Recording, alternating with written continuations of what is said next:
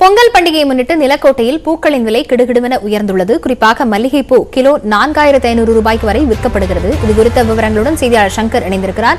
சங்கர், பூக்களின் விலை எந்த அளவுக்கு உயர்ந்திருக்கிறது? என்னென்ன பூக்களின் விலையெல்லாம் மிக அதிகமாக இருப்பதாக வியாபாரிகள் தெரிவிக்கிறார்கள்? திண்டுக்கல் மாவட்டம் நிலக்கோட்டை தென் தமிழகத்திலே மிகப்பெரிய ஒரு பூச்சந்தையாகும். இந்த பூச்சந்தையில பார்த்தீங்கன்னா